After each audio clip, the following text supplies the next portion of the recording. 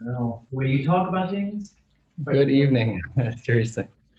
Good evening. Tonight we're learning Maseches Yoma, Daf Lamed Beis, and as well Daf Lamed Gimel Lamed Aleph. We'll be stopping about 4 lines from the bottom of the page on Lamed Gimel Lamed Aleph. The Lamed Gimel Lamed Aleph is a very well-known Gemara, a Gemara that we read in Korbanos regularly, if we read Korbanos. Hopefully we do. And I don't always make it, but when I do, I like to say this paragraph as well. Of Abaya have Misader Seder Hama'arach Mishma the Gemara. So that's the Gemara that we'll see on Lamed Gimel Lamed Aleph. But before that, we have some learning to do in regards to what our Mishnah spoke about, which is that we know that we have the Kohen Gadol has to go to the mikveh 5 times, and he has to do Kiddush Yadayim v'Raglayim 10 times. So let's jump into that sugya. 3 lines from the top of Lamed Beis Amud Aleph Tanu Rabbanu. The rabbis have taught us in a brisa. Uva Aharon El Ohel Moed. What is that pasuk talking about? What is Uva? Lama Huva. What is he coming for? Eino Ba Ella Lahotzi Esakaf Esamachta. He has to go in and remove the spoon and remove the tray. The Chola Parsha Kula, the whole Torah is really written, Ne'emra ala Seder is really written in order with the exception of this pasuk, Chutz mi pasuk zeh. This pasuk that speaks about the need for the Kohen to go in and get the machta and to go in and get the kaf, it has to be out of order. Why does it have to be out of order? Why wouldn't we take the Torah at face value? That should be the easiest part. So we can't. And this is a great intersection of Torah Sheba'al Peh and Torah Shebechsav. We are allowing the Torah Sheba'al Peh to be stronger than what we see in the Psukim. My taima, because Amar Rav Chizda Gemiri, we have a tradition. What is our tradition of Chamesh Tevilos v'Asar Kiddushin Tovel Kohen Gadol Mekadosh Bo B'Yom? That's what our Mishnah said, that the Kohen Gadol has to go to the mikveh 5 times and he has to do 10 Kiddush Yadayim v'Raglayim. 10 times he has to wash his hands and feet. But if you say that the Torah was to be in perfect order, so then what would end up happening? V'Ikasidron, 8 lines down, Lamed Beis Amud Aleph, V'Ikasidron, Lo mishkachas elo shalosh tevilos v'shisha kiddushin. Then we would only be left with 3 times that he would go to the mikvah and 6 times of kiddush yadayim v'raglayim. We'll see why later, but I'll forecast a little bit, foreshadow for you what's happening here, is that the only time that he ever goes to the mikvah and therefore does the kiddush yadayim v'raglayim is when there's a change of clothing. And as we'll see soon, if we had the collection of the kaf and the machta in the order of the psukim, there would have been no change of clothes between 2 of the steps, in which case he could not have gone to the mikvah 2 of those times. So now we're down from 5 mikvah attendances to 3, and that only leaves us with 6 kiddush yadayim v'raglayim. That can't be. So just a beautiful raya l'davar that we hold, halacha l'maisa, that we hold that the Torah Sheba'al Peh, that if we have a Masorah of the Torah Sheba'al Peh, it's even stronger than Pshat and the Psukim. It's the explanation of Pshat and the Psukim.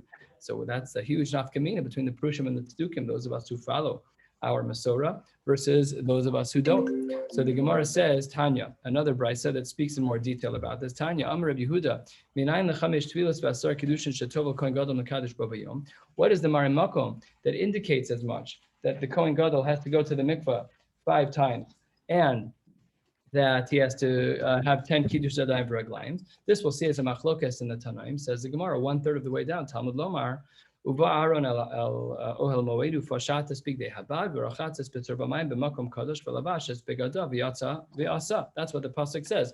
And what we can see from these psukim, if we were to read them carefully, halamadet, what do you see from here? Shekol mishane me'avoda la'avoda tones that every time you change your clothes from one avoda to the next, you're obligated to go to the mikvah, and with each mikvah is 2 kiddush yadayim v'raglayim. That's how we get to the 5 avodas, the 5 parts of the avoda. Rebbe, I disagree. What does Rebbe say is the source for the 5 times that the Kohen Gadol will go to the mikvah and the 10 times that he will do Kiddush Yadayim v'Raglayim? It's from a different set of psukim. Shnei Amar, the pasuk writes, "Ksonos bad kodesh yilvash u'michnas evad yiyuah b'saro v'avnei bad yafgor v'mitznefes bad yitnok b'idei kodesh em b'rachatz b'mayim es b'saro l'isham." And when you look at these psukim carefully, halfway down on Lamed Beis Amud Aleph, what would we see? Halamadid, you'd see from here, Shekol Mishana me'avoda v'avoda ton tefillah, different set of psukim. However, in addition to the psukim being different, Rebbe adds another answer, Ve'omer. And the brisa continues. Rebbe says that he has the second reason as to why we know this. What does the pasuk say? Big de kodashem, hukshu kol abagadim kulan zelazeh. And we'll see how to understand this in a minute. But Rebbe gives 2 psukim in order to explain the shita, in order to explain our Mishnah of how we know that a Kohen Gadol has to go to the mikvah 5 times and do Kiddush Yadayim v'Raglayim 10 times. What? The number you said is in 1 day. It's the day of Yom Kippur, by the 5 avodas of Yom Kippur. Yeah, exactly. In fact, your question plays perfectly into the continuation of the brisa. This is one very long brisa.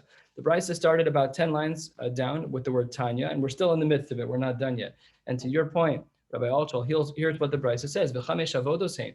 Here are the 5 avodas that took place on Yom Kippur. Number 1, Tamid Shel Shachar, and what did he wear? Big day Zahav. He did the Tamid Shel Shachar in the gold clothes of the Kohen Gadol.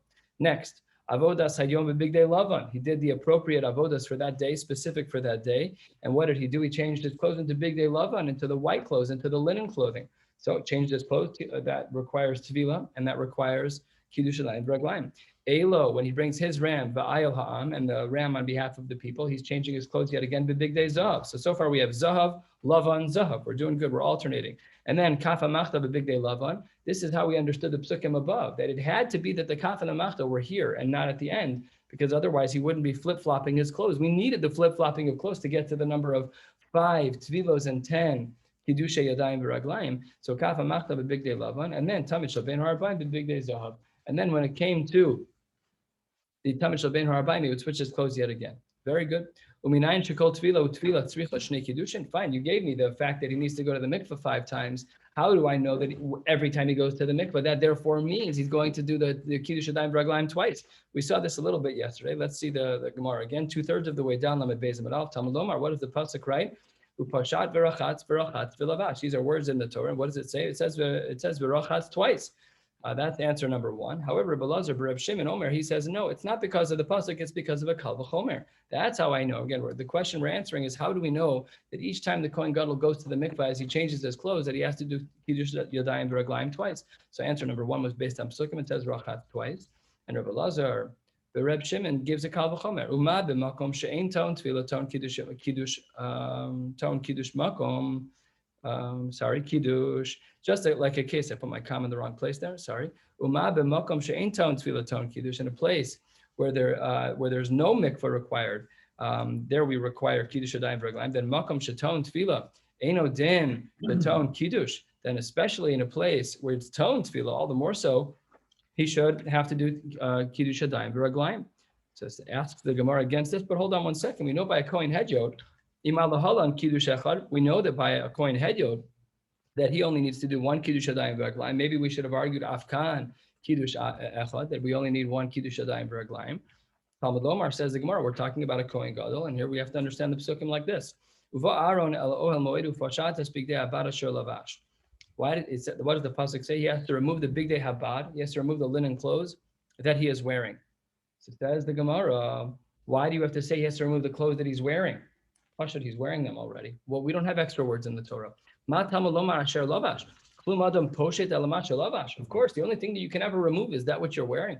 So why does the Torah detail with the words asher lavash? Ella, says the Gemara, when the Torah says the words asher lavash, it's lahakish pshita lelavisha, to make a comparison between disrobing and getting dressed. Malavisha taon kiddush, just like when one gets dressed, they have to do kiddush adayim v'raglayim. Pshita taon kiddush, and therefore over here he would also need to do kiddush adayim v'raglayim. So that's how the Gemara answers this question about whether or not, but how we know that with every tefillah, one has to do kiddush adayim v'raglayim twice, once by pshita, by disrobing, and once by getting dressed again. And now the Gemara has finished up this brisa. We're going to analyze it in 1, 2, 3 different points until we get to the bottom of the next Amud. Here's point number 1. Really, the Gemara here should say Omar Mar, which is the standard language of quoting from a brisa that we are about to analyze. So it should say, as the Meforshim here point out on the side, Amar Mar, Amar Rabbi Huda, and then a quote from our Mishnah, our brisa that we've been learning, right? If you look back at the brisa that starts 10 lines down, you'll see we're quoting from right there. Unless here we are, 6, 7 lines from the bottom of the page on Lamed Beis Amud Aleph, says the Gemara, Amar Rabbi Huda, Minayin l'chamish tefillas v'atzar kiddushin shetova kohen gadol mekadosh bo b'yom. We asked this question above. This is all a quote from the brisa, and the Gemara there answered, Talmud Lomar, uvo Aaron el oel moed. What did we learn from those psukim? That's a quote from the brisa that we just saw toward the top of the page. So asks the Gemara, fine, you learn from those psukim that you're obligated to do tevila every time he changes his clothes, every time he switches avodas. Fine, very good. So Ashkechan, the psukim are clear. We can understand the big day love and the big day zav. The pasuk is referring specifically to a case where the Kohen Gadol is going from Big Day Lavan, from the linen clothing, into the Big Day Zahav. So that the pasuk is clear about that. It's explicit about that. What the pasuk is not explicit about is the following: Mi Big Day Zahav, the Big Day Lavan minayin. But when you're switching in the other direction, How then do you know that you have to go to the mikvah? The Brisa said it as though it was dvarim pshutim. So it says the Gemara, top of Lamed Beis and Beis, very first words, Tana de Rabbi Shmuel Kal v'chomer. The Gemara says the reason we know. What was our question again? How do we know from big day Zot to big day Lavan that we are obligated to do, that the Kohen Gadol is obligated to go to the mikvah? So he says, I have a Kal v'chomer, top line. Ma big day Zahav, she'ein Kohen nechnas ben lifnai v'lifnim ta'on tefillah. The big day Zahav, the Kohen Gadol doesn't go in lifnai v'lifnim. He doesn't go into the Kodesh in the big day Zahav. He only goes in the big day Bad, in the very simple clothing, in the linen clothing. So if by the big day Zahav, where he's not nechnas lifnai v'lifnim, there we say ta'on tefillah. Then big day Lavan shenichnas ben lifnai v'lifnim. Then the white garments that he wears to do the avodah inside, all the more so. Eino din sheton tefillah. Pasha that's the case. So we only see in one direction from the pasuk from Bad Michnasei Vad, the linen clothing to the golden clothing that we have to go to the mikvah. How do we know the other way from the golden clothing? Which way was it? How do we know from the big day Zav to the big day Lavan? It's required. So this is the Kal v'chomer. So it says the Gemara, no, I don't accept your Kal v'chomer. 4 lines down, Iko lemifrach. I could ask you the following: Mal big day Zav shekain kaparos and meruba. You told me that there's something more unique about the big day Bad, and that is that they are worn by the Kohen Gadol when he goes into the Kodesh.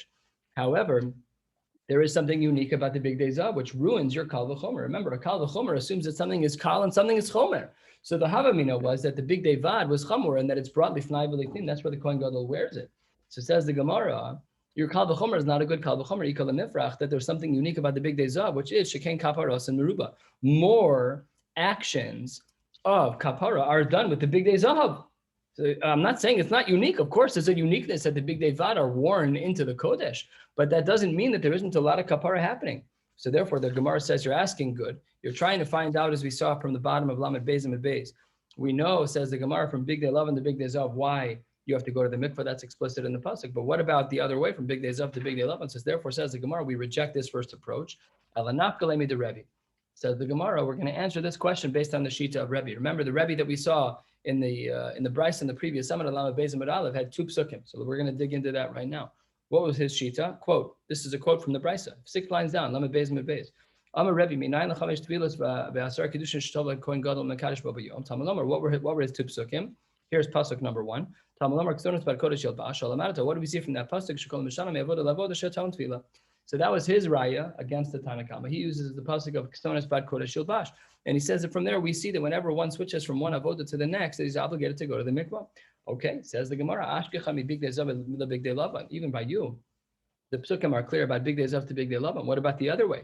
The big day lavan, the big day zav minayin. So then Tana de Rabbi Shmuel. Let's see if this will stand up to the test with Rebbe's answer. Tana de Rabbi Shmuel kal v'chomer ma big day lavan she'ein kaparos and meruba tu'in tefillah. This is a reverse. This is the exact opposite approach that we took in the kal v'chomer above. And we're saying as follows. Just like the big day Lavan, she'ein kaparos and meruba tu'unin tefillah.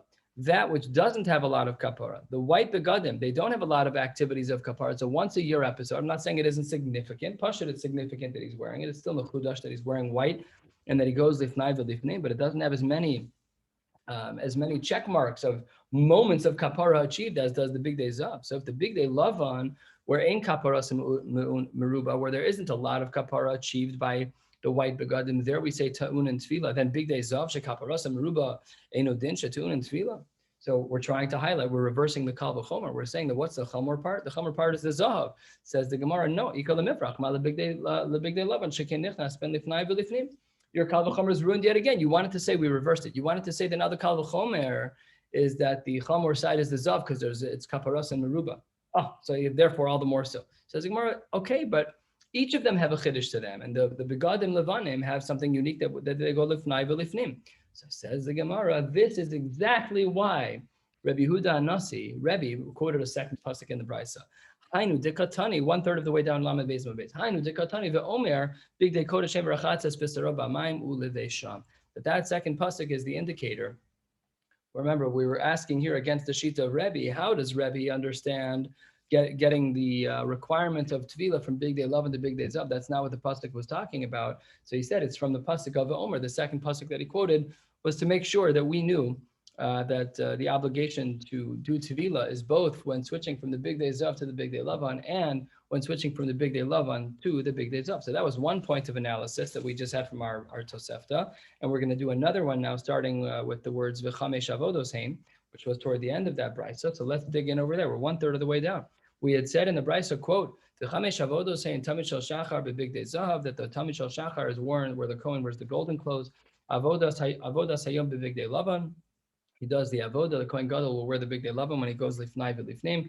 Elo, his ram v'ayel ha'am b'big day zav. He would switch back into the gold investments and take care. He would do the shlita of his ram and the ram that was representative for the Jewish people, and then he would put on the lavan again for kaf umachta, for the spoon and for the tray that was in the kodesh, and then he'd switch back again one more time for the tamid shel ben arbaim b'big day zav. That's the quote of the brisa. So asks the Gemara. So the continuing the quote of the brisa, Talmud Omer, we said pashad v'rachatz v'lavash. It says the Gemara, hold on 1 second. We finished our quote of the brisa. The Gemara says that's a problem. These psukim, when it says v'rachatz, you're using it as a marei makom to tell me that you need kiddush yadayim v'raglayim. But that's not what the pasuk means. What does the pasuk mean when it says v'rachatz? Hai b'tfila ksiv. The psukim, when it says v'rachatz, is talking about going to the mikvah. But when you use that pasuk to tell me that you're chayav to do kiddush yadayim v'raglayim 10 times, you're quoting a pasuk that's talking about tvila. Tvila is not kiddush yadayim v'raglayim. Tvila is mikvah. Kiddush yadayim v'raglayim is by the kior. You're washing your hands. You're washing your feet. So says the Gemara, how can you do that? So answers the Gemara halfway down. Because the words v'rachatz are not necessary to teach us about tefillah. Why not? Because the nafkale, we know that the obligation for tefillah was learned out elsewhere. Mi bigdei kodesh heim. That's we learned from another pasuk. So therefore, this double use of the word v'rachatz, which seemingly is extraneous because we already know of our chiyuv to go to the mikvah. So therefore, these words v'rachatz are then applied to nehu le'inyan lekiddush. We can therefore use these extra words to teach us the chiyuv to go do kiddush yadayim v'raglayim twice by every time the person goes to the Kohen Gadol goes to the mikvah. Says the Gemara, if that's what you want to say, okay, the words v'rachatz are extra. So because we don't need them by tefillah, which is really what they mean, tnehu le'inyan acher, you can use them for something else. That's fine. But then why did the Torah use the words v'rachatz? Just say what you want to. Just say it. If the words v'rachatz are extra, and you're talking about kiddush yadayim v'raglayim, change the pasuk to say kiddush. Why did HaKadosh Baruch Hu leave it as v'rachatz? Says the Gemara, hakamash malah, and it comes to teach us something very important. The tevila to kiddush, that going to the mikvah has a similarity to kiddush yadayim v'raglayim. Ma kiddush b'makom kadosh. Just like when a person does kiddush yadayim v'raglayim, it has to be in the mikdash area. Tevila b'makom kadosh. That even when one goes to the mikvah, it must be b'makom kadosh, and it cannot be outside the azar. Of course, this is with the exception of the first time he would go to the mikvah. We spent time talking about this a couple of days ago, in that we know that one is obligated to go to the mikvah prior to entering the azara space. Asks the Gemara of Rabbi Yehuda, who uses these psukim for other purposes. Kiddush minale. Rabbi Yehuda uses the pasuk of v'rachatz v'rachatz. He uses that for something else, and therefore, how then does he know that with every tefillah there's kiddush yadayim v'raglayim? Kiddush minale. Says the Gemara, nafkalei mit Rabbi Elazar v'Reb Shimon. That was a kal v'chomer that we saw on the previous page. You can take a look there. It's 1/3, 3/4 of the way down on the bottom of the other page. That's where Rabbi Yehuda learned out the obligation to do kiddush yadayim v'raglayim twice. Now we're going to analyze yet another part of our Mishnah, but it's not going to be with a quote. We're 2/3 of the way down. Amar Rav Chizda, the Rebbe, the Shita of Rebbe, mifka mid Rav Meir. It is excluding the Shita of Rav Meir. Umifka mid Rabbanan. It's also excluding the Shita of the Rabbanan. And the Gemara is going to detail how. Mifka mid Rabbanan. The Shita of Rebbe that we saw is different than the Rabbanan because of the following. Ilu Rabbanan, according to the Rabbanan, Amre, they hold kshu lavush mekadesh, when he puts on his clothes, he is mekadesh yadayim v'raglayim. Ve'ihu Rebbe Amar, he holds kshehu poshet mekadesh, that it's when he disrobes that he does kiddush yadayim v'raglayim, and therefore Rebbe and the Rabbanan don't fit. And continuing with the theme, Mifka mid Rav Meir, Rebbe is also different than Rav Meir. Di'ilu Rav Meir Amar hach kiddush basra kshehu lavush mekadesh. The last time that he does kiddush yadayim v'raglayim is when he has his clothes fully on. Di'ilu Amar kshehu poshet mekadesh. He says no, the last time you do it is not when you're fully dressed; it's when you've disrobed for the final time. Okay. So that's why Rebbe doesn't fit with both the Rabbanan and Rav Meir. And then says the Gemara as follows. That was all the sheet of Rav Chizda. And then the Gemara says, Amar Ravacha Bar Yaakov, no, you're wrong, Rav Chizda. Rav Chizda thought that nobody else would fit with Rebbe. But says Rav Yaakov, he argues, Ravacha Bar Yaakov, I argue with Rav Chizda's understanding. Hakol modim mekiddush sheni shelovesh ve'achar kach mekadosh. Everyone agrees, namely he even agrees with Rav Meir, that that bekiddush sheni shelovesh ve'achar kach mekadosh, that you do kiddush shadayim reglaim after the clothes are on my taima. How does he know this to be true? Because the pasuk says 4/5 of the way down. When you approach the mizbech, if all that you haven't yet to do is walk up to the mizbech, that is when you do kiddush shadayim. However, if a person doesn't have their clothes on, so then they can't do kiddush shadayim v'raglaim. So therefore, we see mefurish in the psukim. Basically, mefurish, it is a drasha, but it seems pretty clear in the psukim that when a person is not yet dressed, then they don't do kiddush shadayim v'raglaim. Haraya that we do kiddush shadayim v'raglaim after the levisha. So Amalei Ravacha bre the Rava, the Ravashi. Lo Rav Chizda islay de Ravacha. Rav Chizda cannot agree to Ravacha. Lo Ravacha islay de Rav Chizda. And it can't be the other way that the Ravacha holds like Rav Chizda, because if you did, then what would end up happening was that there's actually 3 scenarios by every tefillah of doing kiddush shadayim v'raglaim. And if you say that to Im Kain, the Rebbe havu lechamesar kiddushin. If you hold like the shita of Rebbe, and you mixed up and you hold like both Rav Chizda's understanding of Rebbe and Rav Acha Bar Yaakov's understanding of Rebbe, then that would mean that there are 3 moments of, it's before you take off your clothes, after you take off your clothes, and after you put on your clothes. That's 3. And for 5 avodas, that's 3 kiddushin yadayim v'raglaim. Says the Gemara, havulei chamesar kiddushin. Then you've broken our Masorah. Our Masorah is that the Kohen Gadol does 10 kiddushin yadayim v'raglaim. But if you say that both Rav Chizda and Rav Acha Bar Yaakov everything is kafta b'ferech, everyone, we hold, it's just a happy world, you're right and everybody's right. So then the Bryce is going to be wrong, and that's impossible. So therefore, says the Gemara, it has to be that they're mutually exclusive. Here we are. We're 6 lines from the bottom. At the 2 dots. Lamed Beis. Lamed Beis in the base. Yes. At the 2 dots says the Gemara, Hevi lo es hatamid kirotzo. We said in our Mishnah that that the Kohen Gadol would do the kritza. He would do a little bit of a cut. We're not exactly sure what that meant from the Mishnah. My kirotzo, says the Gemara, Amar ula lishna de katalahu. It's a language of actually killing, namely of actually doing a sufficient amount of the cutting to consider the animal to be dead, which is what we would call shrita. And then what did we say after that? We said that then another Kohen would take over. But before we do that, let's continue here. Says the Gemara, Amar Rav Nachman bar Yitzchak Ma'ikra. What is the pasuk that supports this understanding that the word kiratzo means kitala? Says the Gemara as follows, quoting a pasuk. The pasuk says, Eglo yefefi mitzrayim karat mitzafon bava. So how is the word karatz used here? Says the Gemara, my mashma. What is implied in this pasuk? Says the Gemara as follows. Metargim Rav Yosef. Rav Yosef explains this pasuk. Malka Ya'eh Hava Mitzrayim. There was a beautiful king in Mitzrayim, a great king in Mitzrayim. Amamin Kitolin, killing, right? Kirato, Kitolin. Mitzifona Yaisun Allah, from the north. Oh, so therefore we see that it's a language of killing. Asks the Gemara, Kiratzo Bekama, how does it work out in halachic terms? Amar Ula Birov Shnayim. We know, of course, that Mida Oraisa, in order to take an animal from alive to dead and to keep it halachically kosher, one is obligated to cut with a perfectly kosher shchita knife, and they're obligated to cut rov shnayim, the majority of the kaneh and the veshet, the windpipe and the esophagus. That is what changes and transforms an animal from being alive to being fully kosher. Of course, malicha, all the other things, yeah, obviously, but just at a minimum for shchita to do that. V'chein amar Rav Yochanan b'rov shnayim, we're 4 lines from the bottom of the page, Lamed Beis, that he agrees as well. The Afresh Lakish Savar Barov Shnaim, he agrees here as well that the kritza in our Mishnah that the Kohen Gadol does is that he takes the knife and he cuts into the neck of the animal enough to cut through rov, kana, and veshet, the majority of the windpipe and the esophagus. He agrees here as well. What is the af? What's the language of surprise? Says the Gemara, 4 lines from the bottom.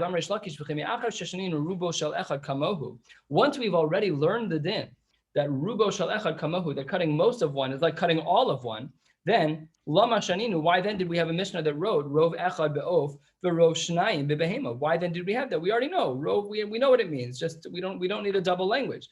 So answers the Gemara, lefisha shaninu hevilo es atamid kiratzo, because we said that the Kohen Gadol would take the korban tamid and do kritza. He would do that cutting.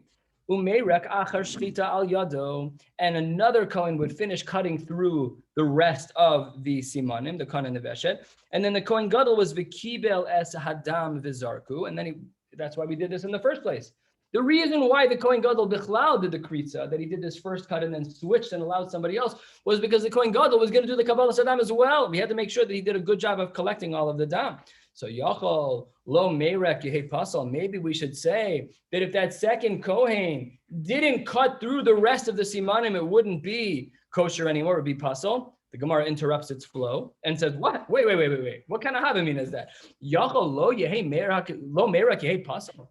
We already did rove of the Kohen and the Veshet. That's what all the Tanaim all the Amoraim just explained. That the Kohen Gadol took the knife and he cut rove Kohen of a Veshet. So how could it possibly be possible? It says the Gemara in Cain, if we are saying that this second Kohen is required to cut the rest of the Simanim, then in Cain Havile Avoda Be'acher, then the Avoda was now being done by a second Kohen, a non-Kohen Gadol. That can't be. The Tanya. I'm bringing a riot. Moshe and Yeshua, who got the credit for bringing Klal Yisrael, Eretz Yisrael, Yeshua, even though Moshe did derive. So very nice, a very nice raya. But here it couldn't be that way because, says the Gemara, the Kohen Gadol had to do the whole avodah. V'tanya, bottom line, kol avodas Yom Kippur in ksher salavo. It only had to be done with the Kohen Gadol. So that can't be. So therefore, Hachi Kamar, says the Gemara, Yachol Yehei Pasol Midrabanan. That's what the Gemara meant. It didn't mean to say that it's Pasol Midaraisa. Of course, once the Kohen Gadol did the Kritza, he cut through the Kohen and the Veshet, 51% of each. Of course, Pashat, it's going to be that it's going to be Kasher Midaraisa. Maybe it should be Pasol Midarabanan, top of Lamed Yom, Lamed Aleph, the Kach Shaninu. Therefore, we had the extra language of Rov Echad Ba'ofer, of Rov Shnai B'Behema to teach us that once he does the Kritza, even if the other Kohen won't do anything else, the halacha is that it's not even Pasol Midarabanan. So ask the Gemara, if that's true, if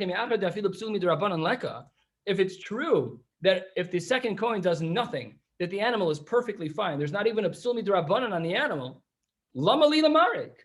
So why does our Mishnah detail that the Kohen Gadol is going to cut 51%? Then he's going to give the shechita knife to another Kohen, he's going to cut the next 49%. Who cares?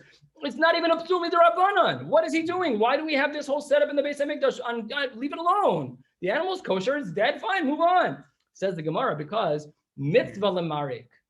Oh, you're right. Of course, it's not a psul derabanan. There's a special idea for this second Kohen to cut all the way through. Why? Take a look at Rashi. Rashi says, third line of Rashi, Dibur Hamasla mitzvah lemarik, kedei lahotzi es hadam yafeh, to get more blood out. The zrika of the Kohen Gadol will be greater if his Kabbalah of Dam is greater, but because he's the one who has to do the Kabbalah, so he does the Kritza, he quickly grabs a jug in order to put it under the neck of the animal. The other Kohen finishes the next 49%, and the blood comes out in greater spurts, and therefore he can collect more. Fine, beautiful. So that's what the Gemara says. Now, 3 lines from the top, the Gemara is going to quote the flow of how things worked in the Beis HaMikdash. Of course, as mentioned, this can be found in the Siddur by Korbanos with slightly different girsos, but I'll read it as we have it here in the Gemara, 3 lines down.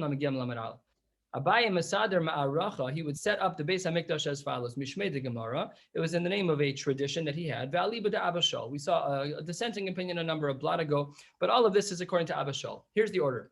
Ma'aracha Gdola Kodemes Ma'aracha Shnei Shal Ktoros, on top of the Mizbeach, there were 2 fires, a big one and a small one. The big one was built first. The second one was for the Ktoros, but the big one was built first.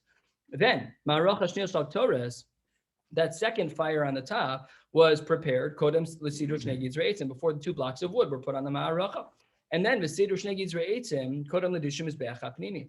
And the order of events here is that the 2 blocks of wood were put on before they would clean out the mizbeach hapnimi. V'dishim mizbeach hapnimi, and cleaning that out was before kodem l'tavas chamesh neiros, before cleaning out 5 out of the 7 of the candelabra of the menorah. V'tavas chamesh neiros kodem l'dam tamid.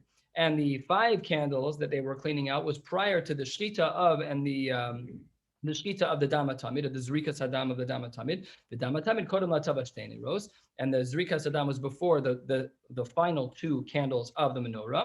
The latavas shtei was kodem laktores, and then First, they would do the 2 candles followed by the Ketores. The Ketores Kodemes Le'Ivarim. They would do the Ketores and then bring the Ivarim from the Tamid, the Ivarim Le'Mincha. The Ivarim were done before the flour was done. U'Mincha Le'Chavitin. And the Mincha was done before the Chavitin, the special Kohen Gadol bringing that was brought. The Chavitin Le'Nesachin, that was done before the wine. V'Nesachin Le'Musafin. If it was a day of a Korban Musaf, then the Nesachin, the wines, like the libations, were done before the Musaf. U'Musafin Le'Vazichin. And the Musafin were done before the Vazichin, which was the frankincense, which was used for the Lechem Apanim inside the Kodesh. U'Vazichin L'Tam Shel Bein Ha'Arbaim. And that was done prior to the Korban Tam Shel Bein Ha'Arbaim. Shne'emar B'Ktir Aleha Chal Ve'Ashlamim Aleha. What does it mean when it says Aleha in the pasuk? Hashlem Kol HaKorbanos Kula. Very good. So that's the brisa. It's not, that's the brisa. That's not really a brisa. It's Abaye. It's an Amor. But he organized the flow according to Abba Shaul. So now what we're going to do is we're going to learn almost to the end of the page. We're going to learn the first 3 elements of Abaye and the flow that we have here at the top of the page. We're 1/3 of the way down. Lamed Gimel Lamed Aleph. Amar Mar. What did we just say?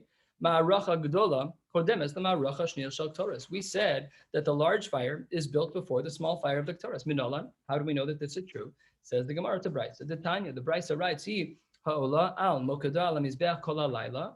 This pasuk, what is it talking about? This pasuk is talking about Ma'aracha Gdola, and it's starting at the night. So we build that first. Ve'esh HaMizbeach Tukadbo. What does that pasuk mean? That pasuk Zoma Ma'aracha Shniel Shel Ktoros. So that's how the Gemara understands these psukim in the Brisa. Says the Gemara ve'epuchana. Maybe I could say, no, you got the psukim backwards. Really, the first one's talking about the Ma'aracha for the Ktoros, and the second one's talking about the Ma'aracha Gdola. Says the Gemara, no. Mistabra Ma'aracha Gdola Adifa, Shekem Kaparasa Meruba. We don't do that. We say that the Ma'aracha is more of a focal point. Why? More of a focal point is because there's more kapara on the Ma'aracha Gdola in volume than there is on the Ma'aracha for the Ktoros. Remember that the fire for the Ktoros, no kapara was done there. The fire for the Ktoros was just to take the embers from that smaller fire and bring it into the Kodesh to do the Ktoros. So there, punk on that spot, there was no kapara at all. It was used for the embers to get kapara in the Mikdash, but right there, for sure, the Ma'aracha Gdola was greater. Adirabba, says the Gemara, maybe not. Maybe we should say Ma'aracha Shniya Adifa Shken Machnitzim Mimenu Lifnim. Another argument again. But from the Ma'aracha, from the small one, we're scooping up in there and going into the Kodesh to do the Ktoros. So maybe that's more special. Says Gemara, no, Kaparas Meruba Adifa. There are more episodes of Kapara that take place on the Ma'aracha Gdola than take place with the Ktoros. Another possible answer as to why the Ma'aracha Gdola is before the Ma'aracha Shniel Shel Ktoros is because let's say that the fire blew out on the small Ma'aracha. What are you going to do for the Ktoros? Milo me'ayel mi Ma'aracha Gdola. You're going to go get some embers from the Ma'aracha Gdola. So at the end of the day, even if we had the default between the two, we'd say the Ma'aracha Gdola is greater than the Ma'aracha Shniel Shel Ktoros. Next, what was the second part of this? Says the Gemara, Ma'aracha Shniel Shel Ktoros kodemes l'sidur shnei gizrei eitzim. We said that the small fire that was made for the Ktoros was before the bringing of the blocks that go in the Ma'aracha Gdola. Minolan, how do we know? 2/3 of the way down. The pasuk writes, Uvi'er aleha hakohen eitzim baboker. It says Uvi'er aleha. There was something burned while something else was burning. Aleha v'lo al chaverta. There were 2 things up. One was before the other. So we see that the shnei gizrei eitzim was after the Ktoros. Michlal the isa lechaverta. Asks the Gemara, you can't do this. V'hai aleha mi baile legufe. We need the word aleha anyways in and of itself to teach us exactly that you have to put the fire, you have to have a fire somewhere else. So you can't use the pasuk twice. Says the pasuk, the Gemara, don't worry about it. Trey aleha ksive. It has it multiple times in the pasuk, the word aleha, so you can darshan from it multiple times because it's a different word. Final section for the evening. Sidur shnei gizrei eitzim. Abba Shaul said that when it came to Sidur Shnei Gizrei Eitzim, those 2 blocks of wood were Kodem L'Dishim Mizbeach HaPnimi. That those were done before cleaning out the Mizbeach HaPnimi and the Kodesh on the northern wall. Says the Gemara, Afal Gav Dehachaksi Baboker. By one area of Halacha by the Shnei Gizrei Eitzim, it says the word Boker twice. Dehacha, and also by the Mizbeach HaPnimi, it also says Ksi Baboker. Afilu Hachi Machshir Adiv. That which will be a machshir for a mitzvah, namely warming up wood, the shnei gizrei eitzim, is better than cleaning out the mizbeach inside. Machshir ma'nihu. What's the machshir? Says the Gemara, shnei gizrei eitzim. The shnei gizrei eitzim, that is going to be the preference. The amrit shnei gizrei eitzim l'ma'aracha gdola azle, but they go to the ma'aracha gdola, and we're talking about the mizbeach that's inside. Amar Rabbi Yirmiyah, you're right. Shum eitzim, we're talking about wood in general. Wood in general is better than cleaning something out, even though it's for the ma'aracha on the outside and not for the mizbeach on the inside. Ravina Amar, Hol V'Hischil B'Ma'aracha Gomer. He says, but there's a different reason why we're focusing on the Ma'aracha. It's not about the Kedusha Shabo. It's because once we started with the Ma'aracha, we want to continue with the Ma'aracha. So we built the Ma'aracha first, and then we're going to add the Shnei Gizreitim to the Ma'aracha. Ravashi will be our last shita for the night. Ravashi Amar, Ilo Mishkach Eitzim the Ma'aracha Shnia, Ilo Ma'al Ma'aracha Gdola.